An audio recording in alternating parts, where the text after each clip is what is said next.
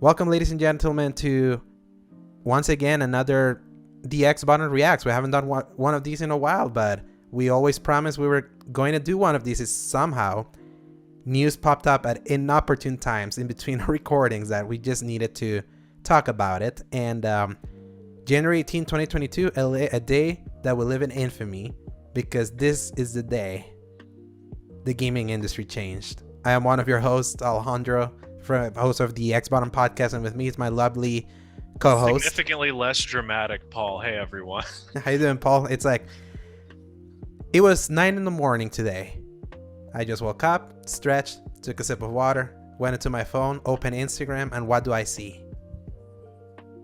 A couple things in the business sphere going on today. Yes. Xbox somehow, some way, has entered an agreement to acquire Activision Blizzard, the much beloved, no, I'm kidding, the much beleaguered developer that over this past year has been embroiled in a massive lawsuit over sexual misconduct and harassment, and which ironically also prompted a response from head of Xbox Phil Spencer back in November, saying that they were reevaluating their relationship with Activision Blizzard over revelations. Yeah, man, you know what? We want to buy them. Yes, yeah, so that's what they mean. So yeah, this is, you can start the screen share if you want. All right. So we can kind of just give some context here, because we want to open the article that Phil Spencer penned at 5:25 a.m. Pacific time, so 7 a.m. This was everyone woke up to this nuclear bomb. So remember, Activision is the creators of Call of Duty, Warcraft, Candy Crush, Tony Hawk, Diablo, Overwatch, Spyro, Hearthstone, Guitar Hero, Crash Bandicoot, StarCraft, and many other things that were not even listed here. So as you can read here, as it says, as a team, we are on a mission to extend the joy and community of gaming to everyone on the planet. We all know that gaming is the most vibrant and dynamic form of entertainment worldwide, and we experience the power of social connection and friendship that gaming makes possible. As we pursue that mission, it is incredibly exciting to announce that Microsoft has agreed to acquire Activision Blizzard and say F you to everyone that doesn't own an Xbox. Of course, I'm editorializing, it's not what's written there, but this is basically what that means. Yeah, it's this is they're gonna acquire not just Activision Publishing, but studios like Blizzard Entertainment, Beenox, Demonware, Digital Legends, High Moon Studios, Infinity Ward, King, Major League Gaming, Radical Entertainment, Raven Software, Sledgehammer Games, Toys for Bob, Treyarch, and every team across Activision Blizzard. You can add Vicarious Visions that recently got merged into Blizzard, very unceremoniously, because they helped them push Diablo 2 out the door. It says, upon close, this says, until this transaction closes, Activision Blizzard and Microsoft Gaming will continue to operate independently. So for people that don't know, they haven't bought them yet. They have entered the agreement that it's basically going to happen, but that takes a while. They have to go through regulatory checks and have to pass the antitrust laws. And especially because they're buying it for close to $70 billion. $70 billion to acquire all of this. Just for context, they acquired Bethesda for $7.5 billion at the time, a record-breaking acquisition. They multiply that by 10, basically. And until that happens, both Activision and Microsoft are still separate entities. But when the deal is done, Activision Blizzard's no more, and it just goes under Microsoft. And apparently they started a new brand called Microsoft Gaming. Paul, first impressions. What is your what do you think of all this?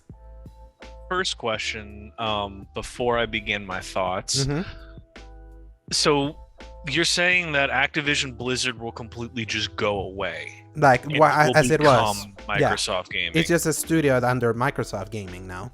Okay, so Activision and Blizzard will continue to be parts of it. Mm-hmm. What the heck? Yeah.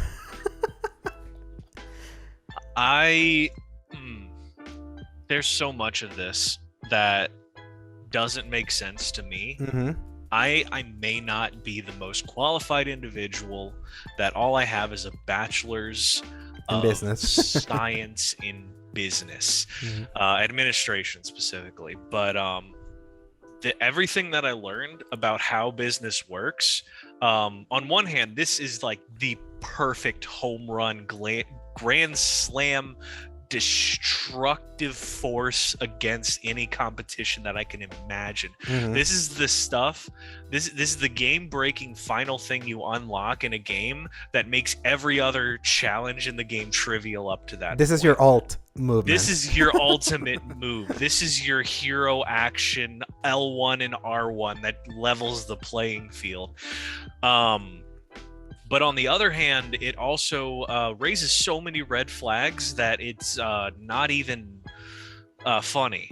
Because on just the top of my head, the antitrust problem that we've talked about at length at this point, the fact that they are so confident going forward with this publicly that they can acquire the only other biggest gaming conglomerate in the entire world outside of maybe Tencent itself. Yeah.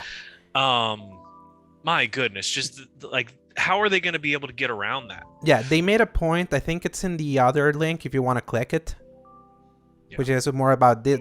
This was Activision news. I mean the Xbox Wire. Now this is coming straight up from Microsoft. So I think somewhere in this like big article tells them that this is gonna put them in like the top 3. I see it. It's in the second paragraph. It says Microsoft will acquire Activision Blizzard for $95 per share. Every $95 in an all-cash transaction valued at $68.7 billion, inclusive of Activision Blizzard's net cash.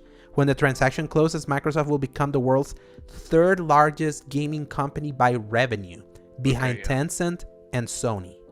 So what this basically tells them, I think it goes Tencent, Sony, and it's not going to be Microsoft in the revenue generated. Wait, so Sony is technically bigger in revenue? Yeah, in the gaming scene, because remember, well, okay, yeah, PlayStation's bigger. It's just a bigger brand, like worldwide. Like Microsoft is like big in a few territories, but like I can give like an example. Like for example, here down in Latin America and El Salvador, Xbox is DOA. You don't see any Xbox here. Like you see a lot of in the rare times that some games get promoted. Like it's weird seeing PlayStation like posters of upcoming exclusives or like buy the console like in all Spanish, and you rarely see that on Xbox. So Xbox is like, for better or worse, it's like its identity as a device made in America both helps and hinders it. Yeah. Because there's something about American made products that sometimes don't play well anywhere else, whereas Sony, that it's a Japanese company, there's something weird about being made in like that Asian market that plays well more like in different markets. Although, didn't I hear that Sony changed their headquarters to America recently? Yes, but they're not making the machines in America. They're still making them over in Foxconn in China, because that's like the cheapest way to manufacture them. Right. And so they still have like and part of their business is still in Japan. Like despite them trying to. Oh yeah, I mean they're still huge with that. They're still trying to do everything possible to kind of like lower the influence in Japan to be more Americanized, because the PS4 like really broke in America. Like that's where their biggest success happened. After PS3, that was where the PS3 was at its weakest, ironically. When the 360 so what are people playing if they're trying to lower their impact in the Asian market? What are people in Asia playing then? Mobile. And recently Switch. Okay. The Nintendo Switch is just murdering in Japan. Helps a lot that Japan is a more mobile centric community, because a lot of people commute there. They walk around, they like having their handhelds. That's why the PSP was so big there. That's why Game Boy, the 3DS was so big. The Vita, that's the only market no, literally, that's the only market that it found a modicum of small success compared to how like it bombed everywhere else. The Vita just like crashed and burned everywhere. And the Switch has just worked well, because have you ever seen an apartment in Japan by any chance? I have. It's tiny. Very tiny. So there's not even space for like a full gaming setup, like PC.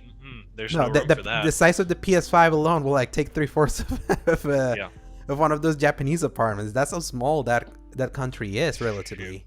So, and apparently the Xbox Series S has found a little bit of an entrance into that market because of how small it is. Because the Series, like, you should see this. The Series S is a tiny ass console. It like is. very tiny. It's actually very attractive how tiny it is. So, but yeah, it's like for in your financials, like how much money is like buying $95 per share? Like because obviously Activision Blizzard is a publicly traded company. Yeah. You've seen the. I mean, it's the price it actually is so arbitrary because that entirely depends on how many shares they actually have, which there's going to be like billions of shares or at least I guess. Let me think. If there's 95 in order to get up to 68.7 billion, I don't even know if my calculator is going to do that. But I can try to, and let's see if I can get my phone to actually do what I want it to. For you may have to like flip it to the side. 68.7. Well, wait, no, not actually, literally 7. Okay, so 000, 0, and then that is million to billion. Okay, so 68 billion. Yep. Okay, so divided by 95, that means there are around 723 million shares. Man, and they're buying all of that in based cash. on just my own offhand math. But if you look up any of like those publicly traded places, you might be able to find more details on that. But yeah, in cash. And your dad invested in Activision shares, right? He got out of it after all their craziness, and they dropped. So isn't he salty about this? He's not really. He texted me, and that's how I found out first. And then I opened Messenger and saw it from y'all. And I was like, oh, I know Alejandro saw this already, and he's going off about it. So sure enough, I opened it up, and you were like, Microsoft bought Activision. No, I was like, this is insanity, because it's still this whole day. Because we're recording in the afternoon. This whole day, I made the joke. I was busting on my groin, like wanting to talk about this, because it's just implications of what this means now for the gaming industry. That we always talk about like the big 3 third-party publishers, and obviously other ones like Bethesda, Square Enix, and Capcom, especially after their return to prominence and trying to build more of a catalog, was kind of slowly getting into that conversation. But it was always the big 3. You know who the big 3 were that were making games for everyone. Microsoft buying Bethesda was a huge shock in the system back in 2020, and before that, that acquisition got finalized in 2021.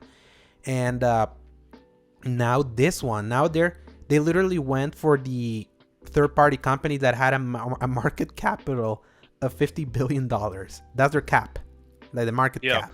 That's I was just looking at it just now. So it's up to 64.1 billion on the market cap. Shares outstanding 778.9 million, and the amount of percentage held by the institution itself is 85%. That means we, as the public, are only working with like 25%. Is that right? I think, because there was a big deal that there were some that were publicly available. There were some that Bobby Kotick owned or something like that. That's why he had like huge control of the board and all that crap.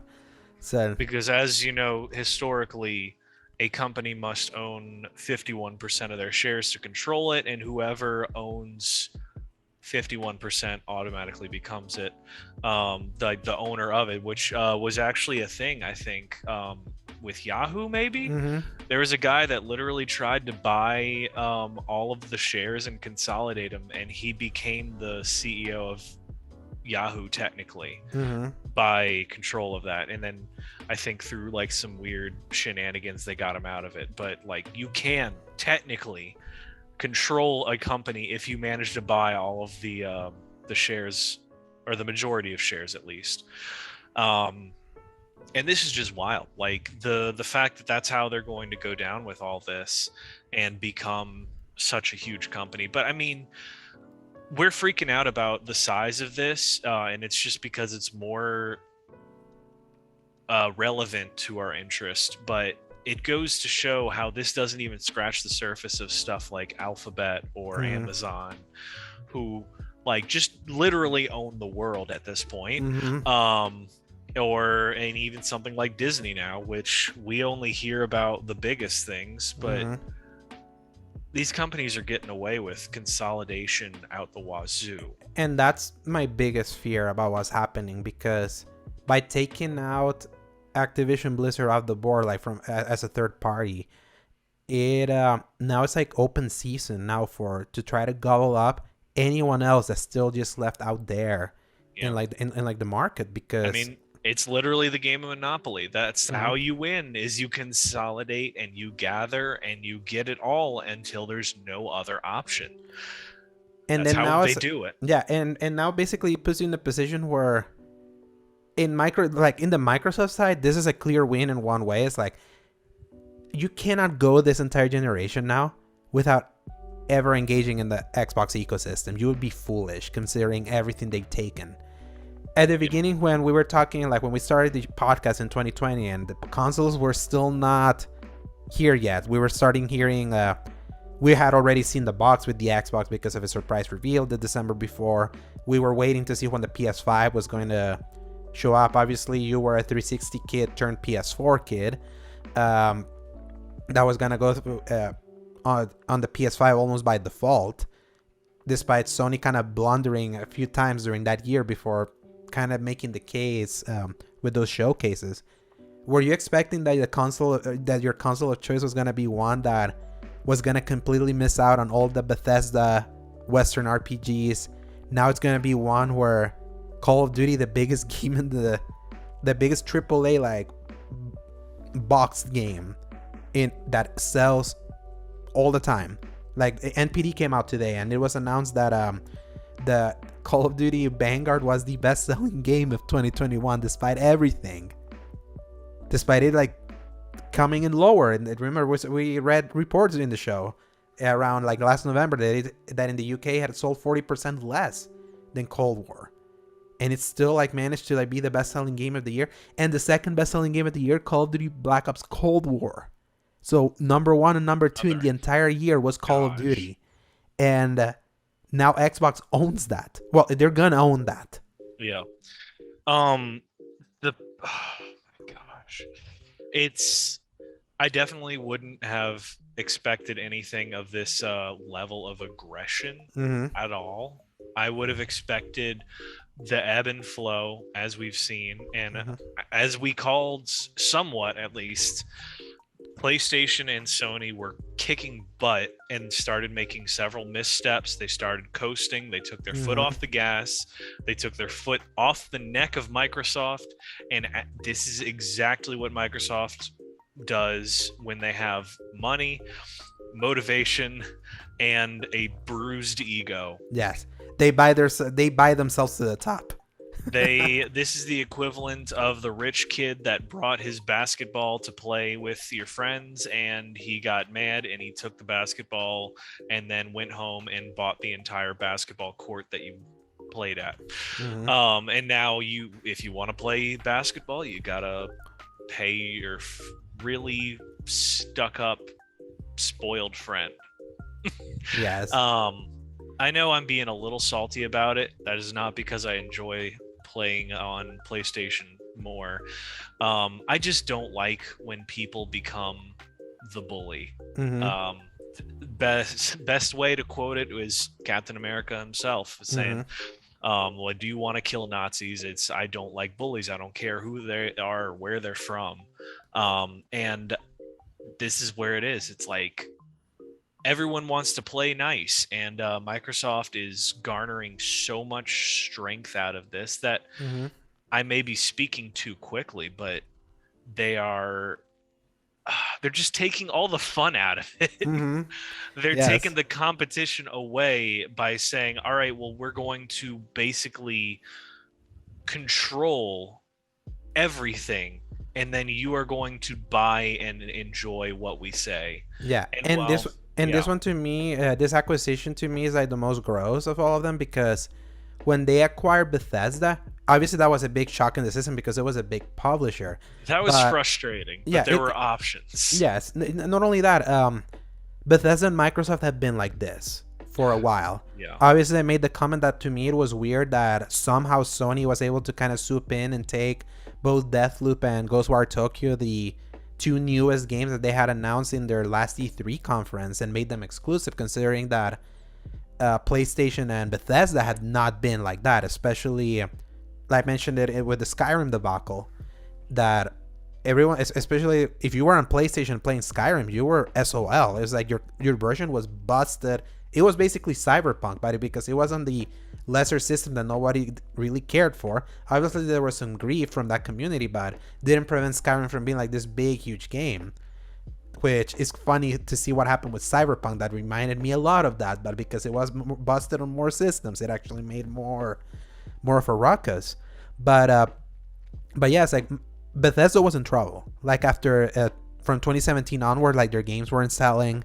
They were doing weird moves with their games to try to maximize profits, like aggressive microtransactions, weird online only games, like what happened with Wolfenstein Youngblood, which was a complete mess. That was made a looter shooter style RPG with always online co-op, something like that. That didn't make any sense considering Wolfenstein New Order and New Colossus. Fallout 76 and Offset, that was like that completely destroyed Bethesda's reputation, like single-handedly. Argue that's the reason they got bought in the first place. Yeah, I would actually make that argument that that Fallout 76 was the flashpoint that destroyed Bethesda's credibility, that put them in such precarious situation that it was easy for Microsoft to come in, overpay for them, and be like, yeah, we'll do it because we're in trouble. And obviously initially I was like, that's good because of seeing the moves Bethesda was doing, that now they can go back to doing what they do best, because now they have the security of a first party. So because in that case, it was either Bethesda was gonna disappear because they were going down in a flame of fire and being saved by someone that was already a good partner with them. And if it meant that the console that never had a really good relationship with them was gonna miss out, it's like, yeah, it sucks if you're a main player there, but I mean, I understood it and I kind of got over it. Activision though, that's like, let's not mince words. Like, who had the Call of Duty partnership over the last 7 to 8 years? Definitely, well, originally Sony and PlayStation for sure. But not originally. Before that was Xbox. Like, to be fair to Call of Duty, is like Call of Duty became Call of Duty thanks to Xbox. Right. And the 360 era is like the exclusive there, wasn't it, for a while? Yeah, Call of Duty 2 was the exclusive launch title. Obviously, it was available on PC also, but on console, it was like Call of Duty 2 on Xbox 360 is what made that series gain a foothold in the market. And obviously, then Call of Duty 3 was the first one that came out on PlayStation 3, but the 360 version was like miles ahead better than the PS3 version. And obviously, Call of Duty 4, that's when Call of Duty as a series completely blew up.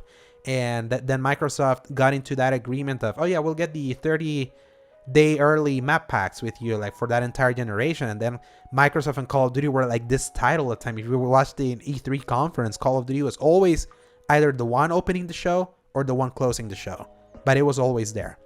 Then when the script flipped, the Xbox One was not doing hot and the PlayStation 4 was like boosting up and being the more popular third-party console, then Activision was like, yeah, we like the new girl, see ya. And then they went there and got in partner. And I would almost say, to PlayStation's deficit, they got into that partnership. Like at least it more like hurt PlayStation's identity, because then how often do you got a PlayStation game in the fall in the PlayStation 4 era? Rarely, because they were like, why would we have Call of Duty. Call of Duty sells our systems. We can put plaster all our brand over there. We don't need to put anything there. We'll just put our games early in the year.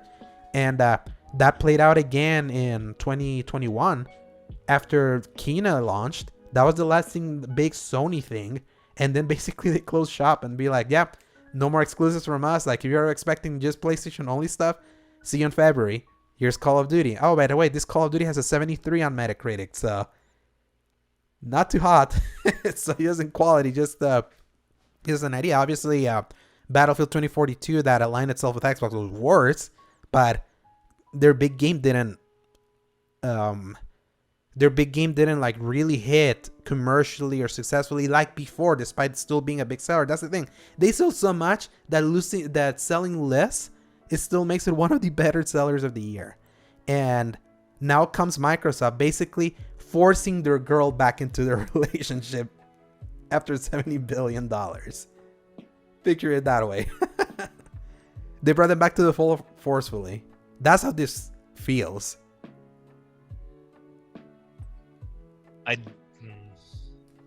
Let's take a step to the side here. So we've talked about the negatives, Alejandro. What are some positives that could come out of this? Yeah, to me, the biggest positive this can come out is what's going to happen with the CEO, Bobby Kotick. Obviously, we see here in the article, paragraph 3, Bobby Kotick will continue to serve as CEO of Activision Blizzard, and he and his team will maintain their focus on driving efforts to further strengthen the company's culture and accelerate business growth, blah, blah, blah, blah, blah, blah. This was put out early. More sources have come out, like very reputable sources, saying that what this does is that this finally is going to kick out Bobby Kotick to the curb. Right. It's been, like, after a few reports, it's clear that all the problems that was facing Activision, like from the culture, the trying to hide the sexual harassment, and all that ugly stuff came from the top and came from him. He was like the one trying to like keep that off, file it under the rug, despite kind of opening to his shareholders. Oh no, I didn't know all of this was happening under me. I'm gonna do better. And when it was basically him being the problem. And there was like this news that his board of trustees, they put out that letter being like, oh yeah, we trust Bobby Kotick is gonna lead the change of this company. And obviously, he was a board of trustees that was bought out by him. So, of course, they were not going to turn tail and be like, no, we're going to sack this dude. But apparently now that's what Microsoft is planning. They're actually going to do the cleanup Activision needs. And for the workers that work in that company, I think that's amazing. Because they've been talking about trying to unionize to try to strike back at Activision. Because they don't like the treatment they've been receiving there. Right now, the QA testers over at Raven Software, the ones at QA Warzone, have been on strike. Because they were going to try to fire a few that were promised were going to be given like full-time positions. So I feel like, and for all intents and purposes, from what I heard, Microsoft comparatively is not as bad a company culture-wise as Activision. So if do you think they're going to actually hold to that, though? I would hope, because they're swinging the big dick about them being all about representation and like a nice culture and all that. That's what the CEO and Phil Spencer have been like pushing and all that. And no one has come out and claimed bad things about current Microsoft right now. Obviously, there's stories in the Bill Gates era that used to be talked. In fact, they put it in the history of Xbox documentary. There's like, they were not shy about how like it was a very alpha heavy male company back in the day. And they actually put out a photo in the previous link. If you go back there, go to the previous link and go all the way down. They put now, like, because they announced a Microsoft Gaming, and now Phil Spencer is like being promoted as the CEO of Microsoft Gaming, and everyone that goes down there, a lot of people of color there, a lot of women represented there. They're basically talking the talk. These are the things completely opposite of the things that have been claimed over in Activision, the actual sexism. And, to be fair, I feel like I see 3 people of color. Yeah, but there's also different races there. Yeah. White Asians. But that's the thing, like, more women there than you would expect in that kind of company. There's actually more women than men. So that's one of the things that Activision has been accused of being problematic. And they're putting all this kind of people at the top. You know that they're having a different kind of culture. And more importantly, I feel what this is going to do to Activision in a good way is that recently, did you read how many studios they have, right? What's under Activision? How many games do they put out? Like 2? None. None. Because all of them are part of the Call of Duty kind of like assembly factory. Mm-hmm. Like Activision was like literally becoming just a Call of Duty machine. Imagine having all the studios just to pump out one game. And especially the last two have been so on fire that they had to put even more studios to try to get it out the door. And those games kind of came in more hot than usual, content incomplete. I feel like if there's something that I've been at least respectful of what Phil Spencer has done, even with its acquisitions, is that, especially to me, makes it more clear with Psychonauts 2. Psychonauts 2, very weird game. That's a Double Fine ass game. They gave Double Fine, they acquired them, they gave them all the money possible because they were gonna cut corners. Because they're like, they kickstarted that game to do it. Then Microsoft came in and, no, have all the money you need to make this game as it is. And Psychonauts 2, one of the best games of 2021. Obviously, I didn't fully play it. I mentioned it in our Game of the Year talk. But everyone has such high praises for Psychonauts. And Tim Schafer, the creator, being like, yeah, we were able to fulfill our original vision. And we didn't have to worry about closing our doors because Microsoft gave us the money we needed. And of course, they didn't even have to worry about sales because they were Game Pass fodder. Because they were Game Pass content, they already had the bag secured. So I feel like this may finally allow Activision to become a publisher again that's not just relying on one series. And who knows? Maybe this is the time where Call of Duty stops being the annualized franchise that it's been since 2005. Because now they're going to maybe take more time. Because Call of Duty was like such a linchpin to Activision's annual growth and annual revenue, because they're always like, no, we always have to have a new game because it's always a big seller, blah blah blah blah blah blah blah blah blah. Xbox is not about selling games. They don't care. What do they care most? Game Pass. So in fact, they announced they have 25 million Game Pass subscribers. The last time they had numbers, they had 18. So they've grown 7 million in the last reported numbers. Yeah, it's like somewhere in the 25 million subscribers. Exactly. So that's what they care about, because they are all about, obviously they are like, we are about making gaming as available as possible, unless you're on PlayStation. And to be fair to them, is that because they have pushed things like Game Pass on PC, xCloud, different apps, like being able to play in mobile, like your full games, obviously in your console. It's like there is ways to access their games. There's like 4 or 5 different ways for you to access their entire library, almost at the same price. And if there's a net benefit, if there's a net negative for anyone, is anyone that's just exclusively gaming on PlayStation. Because there was reports that Phil Spencer gave this quote to Bloomberg. I don't have the article here, but he mentioned about like, oh, everyone that's played the thing that I linked to you in the chat about, yeah, it's like, for the communities that play on PlayStation, it's not our intention to take this away from you, and we're gonna support your community, something like that. They literally said that when they acquired Bethesda, but what that meant was, yeah, all the existing games, we're not just shutting them down.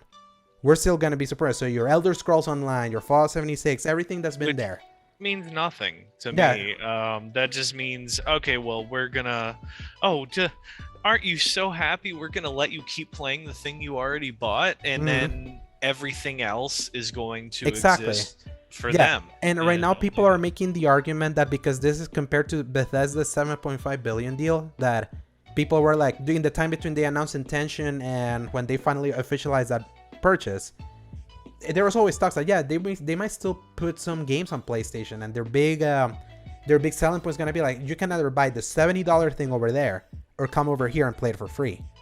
So initially already like bolstering their offering by themselves. But then there was reports saying that they crunched the numbers and realized, you know what, if we just make this Game Pass exclusive, we're gonna bring them here. That's gonna offset any money that we may or may not lose by not putting it in the other platform. Call of Duty is different though. In the last few years, PlayStation has sold more Call of Duty than over on Xbox. That's $70 billion this time. 70 billion, it's an insane amount of money. Just think about it. Star Wars was bought. Star Wars for $4 billion. $4 billion. We're reaching into that impossible to quantify levels of numbers. Money. None of this is it's just so stupidly like rich people business lingo at this point of yes, we acquired all of these other companies and we're going to spend all of this stupidly high money that probably could have just lowered the national debt to nothing. Exactly. um All because they want to keep oh feeding my the gosh. beast that is Game Pass. The problem with having a subscription service is that you have to keep feeding it. Yeah. Like you I mean, always, we've seen what happens with stuff like Netflix and Amazon. It's like there always needs to be something new. Look at Disney Plus. It came out and then there was nothing new Nothing. for it, and everyone dropped off. Exactly, until we got WandaVision and they finally Right. kind of restarted there. But that's a perfect example because Disney Plus launched with Mandalorian. That was only like 8 weeks because I don't know if it was. I think it was just 8 episodes the first season, and and then after that, it was like, oh yeah, if you were a fan of the Clone Wars, we have a 12 episode season for you there. But if you were not a fan of that, then what do you have? Oh, we have all this old stuff. So some people, old stuff, sometimes that doesn't click for them. It's like, yeah, that's cool, but that's not what A lot I'm of them were like, subscribing. I already own all of this, so they just checked out. Exactly. So that's a perfect example, and it costs us insurmountable amount of money to try to keep feeding these beasts. And the game, what makes me worried right now about this is that because this is, like I mentioned, this is now consolidation season, open season now, and how much money does it need to be thrown out there for things to be sustainable? And what will stop Microsoft? They went for the biggest company. That's the thing. Like, there were rumors that they were trying to acquire WB Games. There were even rumors that apparently they went back to Bungie to try to reacquire them, despite them having had that amicable. Bungie must have kicked them so far to the curb so quick. Apparently, there were rumors that Bungie was $9 billion. That's what that's what the value of that company as it is in like 2021 is right now. So that's why they're like, yeah, no. But sure, let's spend $70 billion. Go all the way up. And I feel they only did that because the share price for Activision went down more than it's ever been. I mean, and I feel that sounds like, so if you're going by the numbers and you see a company as big as Activision Blizzard take a dip that hard, you don't really care why. I mean, just look at Phil Spencer's reaction of, we're going to reevaluate our response, and the next thing you hear from them is that we are buying Activision Blizzard. That there's such a disconnect from what an HR person told Phil Spencer to say, or what somebody else said and attributed it to him. And then, all the board of directors looked around and said, hey, let's look at all the stock markets, see what needs buy-in out here. And then you suddenly see something in your own industry that suddenly takes such a dip. Well, absolutely, you're going to take that opportunity. And it just reeks of I don't want to say corruption, because by itself, it's just free market. But it's that kind of mentality that's going to lead us into no competition. Yeah, and that's what I just hope, like, moving it into the Sony side of it for response levels. And that's my big fear. Yeah, what's gonna happen? The only thing is, like, they either have to completely come up with their own Game Pass, that Project Spartacus that we've been talking about, or that's it. Like, they have to do what Microsoft is doing, and there's no way they're going to be able to keep up with something like that. Someone put it like this, like, Microsoft is forcefully making PlayStation a Nintendo machine by taking all these things. What do you play Nintendo for? Just the Nintendo games. Yeah. You don't play third-party games there. Obviously, PlayStation has made, it's kind of like, they made its bones recently by being like the high quality exclusive game you can find always here. Obviously, you like a bunch of those games. I mean, you like Ghost of Tsushima. Yeah. I love games like The Last of Us, Horizon, God of War. Like, those are like the games that define that system. Spider-Man, exactly. Like, more than everything. The amazing gift, the amazing meme that I sent you, that the Harry Osborn. Nothing but Spider-Man. from Spider-Man 2. That was so funny. I burst out. That one got me good with all the memes that have been shown after this news. It's like, what's there left? And usually when a competitor does this, then are they actually going to go to the market and forcefully take another third party out of the market to say that they acquired? There are a lot of people saying like, I feel this now is going to push them to try to acquire Capcom and Square Enix. Most likely Square Enix, because they already have third party relationships with him to get some games exclusive, like Forspoken that's coming up, and even Final Fantasy 16. That's a PS5 only game. So are they going to take an extra overreach and be like, no, we're going to gobble that because they've gobbled up one? And that would suck. I would hate for like the Xbox people to just not get any Square Enix game at all. I just hated like this idea that now it's just having to go it like leave your ecosystem that you're comfortable with. Obviously you're comfortable in the PlayStation side, that's where your friends play. I don't know how big Call of Duty players they are. Obviously they're big on Battlefield, but is this gonna be like a huge shock to the system for them, losing Activision like this? Gosh, this is like the exact opposite of what I was hoping would happen. We finally are getting away from the concept of exclusives. Everyone can play together. You've got the whole idea of being able to play with everyone.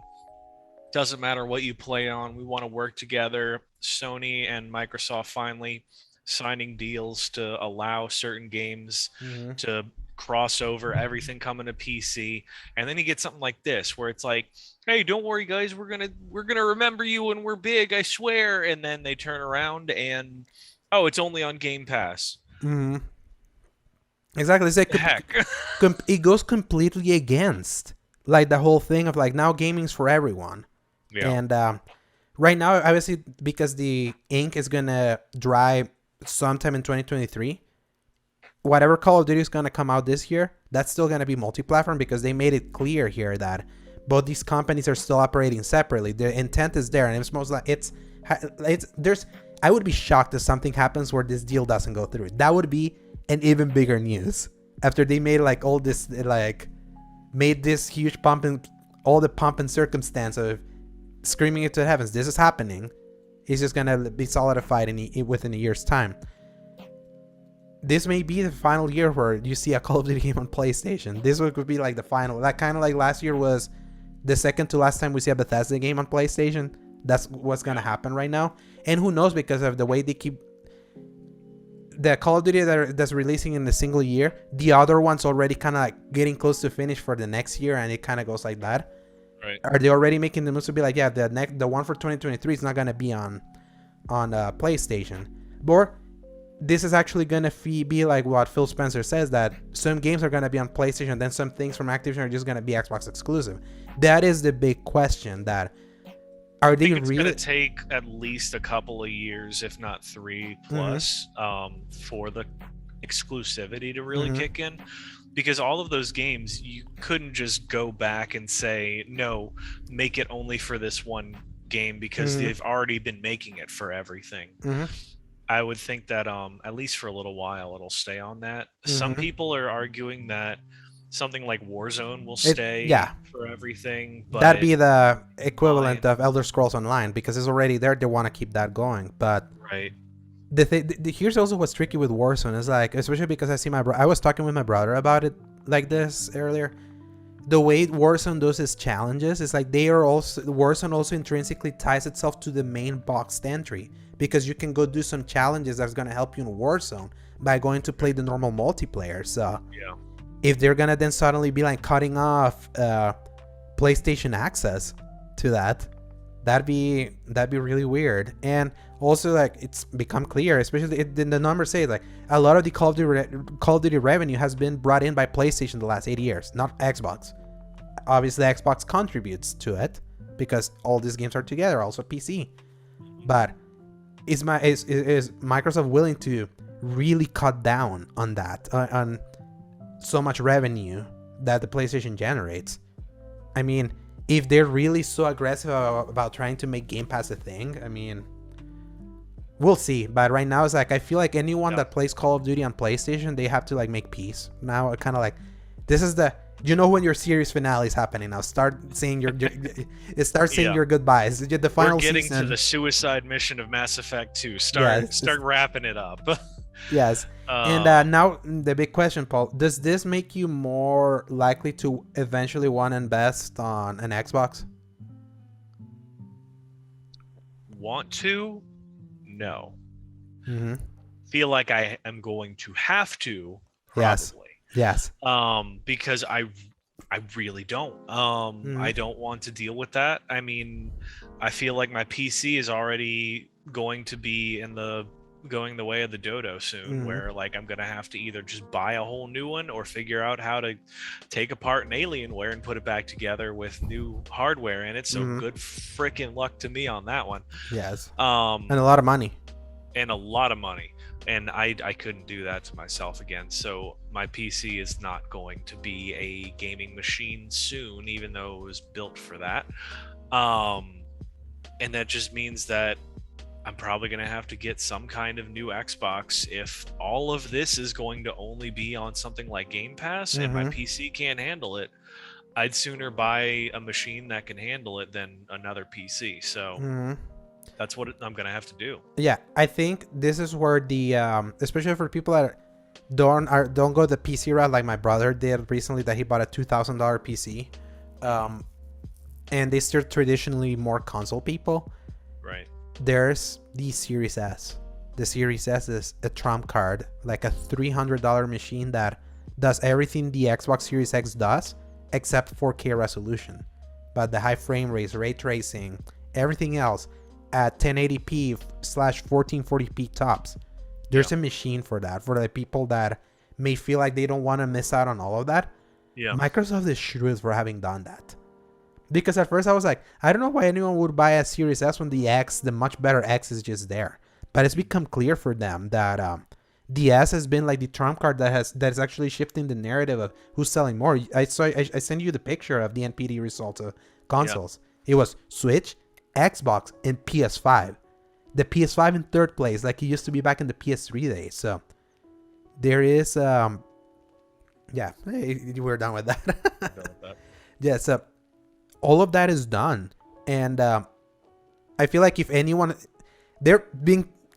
gets their arms twisted and wanting to play these games eventually, obviously there's a very cheap way to do it. And if xCloud eventually gets so good that streaming actually becomes a viable way to play with little latency, that would be nice. Then you just only need a controller and just pay for Game Pass, and that's it. I feel that's like the move Microsoft's doing, because they know that if it was flipping, because we were already having one of those heated arguments with PJ in our chat before we started recording, before I had to cut it up, being like, no, if you want to talk more, there's more to unpack, come here. But he was in class. And he does have a good point that if Sony had done this, the only way for you to play, if you were on the other side, put your shoe on the other side, you would have to pay for the $500 or $400 machine, most likely the $500 one, because they're making more disc versions than digital ones, and pay $70 for them because they don't have an actual Game Pass competitor. And we also agree that Sony would probably be far greedier about it with the exclusivity, where they would just say, nope, we bought it, it's ours now. We own it. Yeah, that's what's always so funny about like the two companies is Sony does that, it's over. It's like, that's not going anywhere. That's a PlayStation exclusive. Well, always with Microsoft, because them buying Minecraft but keeping it everywhere, that's always like been that's always a trump card. Everyone say every time they do an acquisition, it's never so clear cut. It's like, oh, they bought them, they are just Xbox only now. They had to go through all this weird hullabaloo's and speak and double speak about what's going to be exclusive. No, we're going to have it everywhere that has Game Pass in it. Things like that. It's Microsoft is not good at like just sealing the deal and be like, no, it's over. They always have to kind of like, they like blue balling people. I feel like they're so nice. They want to like just nicely send you the knife, basically. they don't like just like cutting you up. Like when Sony bought Insomniac, you knew, okay, Insomniac's gone. They're just making PlayStation exclusive. At the very least, Sony knows how to, like, when they do an acquisition, you don't have to like keep double guessing. Microsoft always kind of keeps you double guessing. But to be fair, it's like Sony's not going into the third party market and taking away studios that were making games for everyone. That's the big difference. And at this crazy numbers, Insomniac was like the biggest deal in the world. Imagine they bought Insomniac for 229 million. 229 million. Can you imagine what Insomniac must feel like right now, seeing the prices in the market like 2 years after? I mean, Insomniac makes like one game at a time, really. So like, I guess it's really all about. They're going for the 5 ones in the same console soon. They're super prolific, so that's like the deal of the century. How much they're giving Infinity Stones of the gaming industry. Yeah. So now, like, since we're more PlayStation centric people, do you feel now this puts Sony now in a precarious position? Oh, if there was anything that could put Sony in a precarious position, it's this. The only way, like, if they don't respond, maybe not publicly, but at least internally, if they don't respond with complete panic of flip everything we need to keep up with this, we are struggling, we are going to be left in the dust the second Microsoft hits the hyperspace button and actually goes through with these deals. First Bethesda and then Activision Blizzard being the two nails in the coffin right there. If it wasn't getting close, the rest are going to be Game Pass and everything that they offer on there. Sony needs to get their crap together real fast. Yeah, to me, they're done. Yeah, to me, what this does for Sony is now they're forever like putting their between a rock and a hard place in the fall, because they have been relying on Call of Duty for so damn long that now they don't have that for them. Yeah.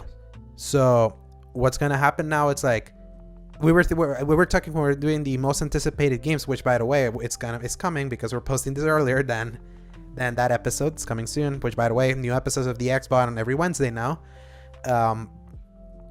There was a talk, it's Horizon in literally a month from today when we're recording. Then there's Gran Turismo. Then from first party, what else is there? Obviously we know there's God of War, but God of War doesn't have a... Isn't first party either. Yeah, God of War is first party. Is it? Oh yeah, they did buy it. Yeah, no, it's Sony Santa Monica. God of War is Sony Santa Monica. They I forgot it was Sony Santa Monica. I forgot about that part. I blanked out hard. So now it's like there was always room, because it was always like if they need more time, they're gonna push that game out of the fall and they're just gonna let a third-party holiday kind of lead the console there. They tried to do that this past holiday, and this is the first time that it's like that didn't work out that well, because Xbox gained significant momentum by releasing Forza and Halo when they did. Yeah. So will they be now forced to be like, okay, we'll have to put something out now because we lost the game that was carrying us through the fall? I feel this more than guarantees that God of War is actually going to make it in 2022, because this is a big PR. They have to. They have to now. And from here on out now, they will have to put big games, because what else are they going to align themselves with now? That's why I always said it was always dangerous that Sony aligned itself to Call of Duty this way and didn't invest in their own first-person shooter like they used to before. Like, this was the studio that had SOCOM. This was the studio that had Killzone. This was the studio that had Resistance, which they keep teasing. Insomniac keeps like teasing Resistance. It's so annoying because you can't play that series right now. And then they killed the only game studio that was kind of close to, or the closest to teasing it with Days Gone. Yeah. So it's like, that was literally saying, hey, we're in the Resistance universe. No, it was a Siphon Filter. They were in the Siphon Filter universe. But they announced that when Sony neglected Days Gone, they tried to pitch it like a new Resistance using the Days Gone mechanics, and that got rejected by Sony. You look it up. You'll see. Yeah, I'm curious because obviously the news that came out when we were not doing news, that it was announced that Days Gone sold a lot but wasn't giving the fanfare that Ghost of Tsushima got. That's what the director Jeff Ross said. So, am I crazy now? Yeah, because I could have sworn they said that it was the It wasn't in the Resistance universe. It was the Siphon Filter universe. That's what was teased in one of like the post credits scenes if you completed the Horde. The Horde. He takes off the helmet and stuff. Okay, I don't know why I thought that was a thing. Yeah, anyway. So they had a studio, Super Interactive, the guys that did SOCOM. They closed that studio at no fault of their own because they fell on their sword despite their game suffering because of the PlayStation Network outage.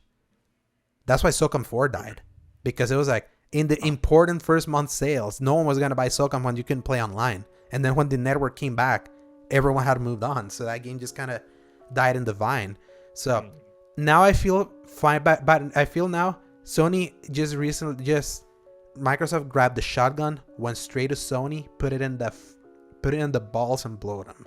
Literally, that's what Microsoft has done to them now, and they can't just coast by now. Sony cannot do now what they did in 2021 when they remained quiet for so damn long that they had a stupid game that had an app kind of like absorb all the oxygen in like the middle months of that year because they were just coasting by because everything was fine. They're under now what they were selling in PS4 because of the chip shortages. Now they lost their big third-party partner. Because now the question is like, how long was that third-party like marketing deal? Are they gonna cut it off now that they know Microsoft is gonna own Call of Duty? Is that still up for this year? That would be extra hilarious. That then they're gonna be promoting Call of Duty when they know all the money is going there. So usually, like Microsoft is like doing incredible chess moves against Sony, and this is what happens when you let the foot off the gas. Now this is what happens, and we're in a different world than we used to be, where all we had to worry about if you took your foot off the gas was the other crew would just undermine whatever you said, and then they'd continue their own games, like when Sony decided to dethrone Microsoft with all their stuff. And now it's okay, they took their foot off the gas. Microsoft buys the biggest gaming companies in the world, and what's next? So they're just cutting up the oxygen in the only ways that Microsoft knows how to do it. So basically Microsoft is forcing Sony to play in their own game, in a game that they just can't win because they can't. Yeah, and what's sad is that if there's something cynical they said, that it's so funny that Microsoft, the only way they can find success is that them killing their competition basically through force instead of on sheer will, compared to Sony that is where it's at because of the sheer will of where the system has been since 1995 onwards. Arguably 1994, but 95 was when it hit America. And but that sometimes not enough, and that's what sucks about capitalism sometimes. It's like sometimes the one that has the bigger bucks wins. And I just hope that it just doesn't mean that they have to do moves that they don't need to do, because also the proof is in the pudding. It's like Microsoft now owns 30 studios. They've only put games from 2 of those studios. They still haven't put out many games. Let's keep that in mind. Like from their own thing. Will they be able to handle 30 studios now? That will be interesting. So I mean, that's going to be the epitome of taking your ball and going home. If they acquire all these studios and they've come out with 2 games from all of their studios, it's just it feels petty, feels kind of wrong, feels icky, but I think in the end time will tell. We're gonna see, and you're gonna hear it here first. Yes. And if you're asking me nowadays, as of today, if you don't have a next-gen console, what is the one that you should buy if you have the option for 2? It's gotta be an Xbox. It's gotta be an Xbox at this time, just in value alone. It's just insane. Because we've been talking behind the scenes about how we're gonna cover a bunch of these games. Imagine how much easier it would be if we were more entrenched in the Xbox ecosystem. Not just in the Xbox One, because we do own those, but the Xbox One is way past its expiration date now with quality. And how we're gonna be like sharing a new account to try to like subsidize the cost for each other so we can play all those games. Like that can easily be done with like a $15 a month subscription over on the Xbox side. And now they have all these games. So absolutely, if you have the chance, unless you have weird console allegiance, definitely get an Xbox. I, for one, I'm already looking be like whenever it's available, because it's like, might as well. Screw you, Microsoft, for forcing our hand earlier than I wanted. But hey, I also want to play Starfield on a console, not on PC. So good point. Yes. Well, Paul, this was this very random react. We haven't done one in a while, but since we're only doing one recording a week now, so. And I think you froze. Oh, there. I was like, you froze. I dissociated heavily because I'm like, gosh, I'm gonna have to buy an Xbox. Yes. But with that, yes, there's the yes. It could be a cheaper alternative. Yeah. It's true. I just, like you said, I hate that they're forcing my hand.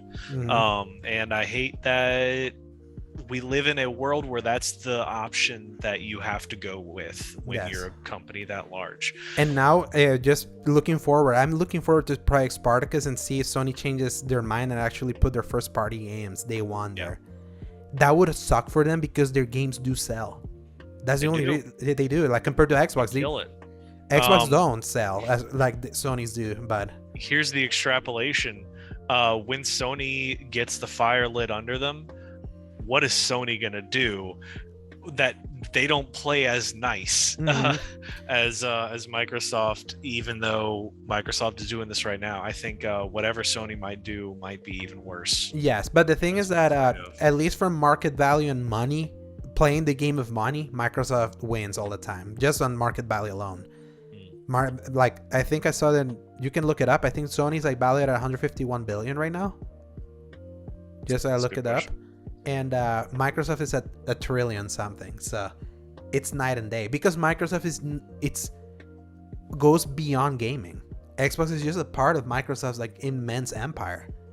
Over at Sony, their most profitable business is PlayStation, so they are at a disadvantage. The only thing to me that Sony can do now is like just make their case that our games are better. That's the only thing they have left now, because that's the thing, like they can't play with money. They just don't have the money and won't be able to have the money. Yeah, so Sony is at 143 billion. Oh, it dropped. I think it was 151 billion earlier today. Golly. Yeah, and Sony just freaking dropped like a stone, I think. Yes, today it went down by almost 2%. Not by like, as much as Activision went up, but still. And then MSFT for Microsoft is at, good lord. Okay. Oh my gosh. How much? I think this is technically 2 trillion, but it doesn't have a listing in my app for TD Ameritrade, so it just says 2,272.3 billion, and that's in the trillions right there. So so again, like I mentioned, it's like they can't, like head to head playing the game of money. Yeah, Sony can't win. They just can't. Now they just have to like make sure that that they make the case for games, but I feel they will have to reevaluate the price in games. They will have to reevaluate the whole Spartacus thing, because them launching Spartacus as a Game Pass competitor that's not going to launch day one first party is like looks so insignificant compared to Microsoft now and everything that they're going to be offering day one, because everything is day one there from their first party. And now they have 30 first parties now. Tentatively 30 because we have to wait for 2023, but let's just call it as it is. It's like 30 first parties versus the 17, 18 Sony has. So, insanity. Round to Microsoft. Next round begins. Ding, ding. Yes. Let's see what happens next. Now Microsoft proved that you can handle all the studios and that your games are bangers. Because if there's something that Game Pass is unfortunately getting known as, is that a lot of people are releasing games there. They're coming in half-baked. They're coming in not complete. But it's okay because you didn't pay much for them. Right. That's it. So there, you can start making, like, if you want to ding the Game Pass approach, maybe it's that it's allowing games to not come in fully cooked like you would expect them to. But I feel if we needed Sony to have the fire lit under their butts, if the Bethesda thing and the MLB thing and the Outriders thing didn't do that for them, this is finally being like this is finally, it's like, oh, so the other big things didn't like scare you. Now you better be scared, mother efforts, because now we're coming, we're hungry, we want to win. That's what this tells me. It's like Microsoft here and they chose violence, absolute utter violence. They chose violence today. Man, man. All right, well, let's wrap this up at this point. Paul, where can people find you?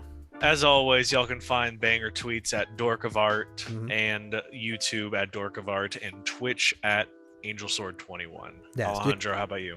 You can find me at twitch.tv/theslayergiant, at Instagram at Alejandro Segovia 93, on on Twitter at a_Segovia, and my written content at thecriticalcorner.com.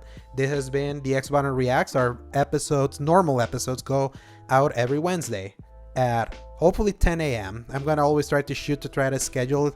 That's the normal time that it's gonna go live in audio and video services. And sometimes I may do like a written companion piece for whatever we post. And Paul, it's been a pleasure, and hopefully no other big banger news happen after this. So, but if anything, there's always reacts. Paul, you have a great rest of your afternoon, and remember, everyone, player sex to play. See ya. Good night, everyone.